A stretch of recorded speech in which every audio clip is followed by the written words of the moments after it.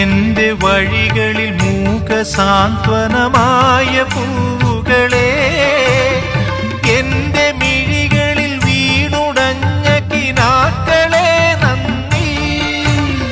മധുരമാം പാധേയമായി തേൻ കനികൾ തന്ന തരുക്കളെ, തളരുമീയുടൽ താങ്ങെത്തിയ പരമമാം കാരുണ്യമേ നന്ദി.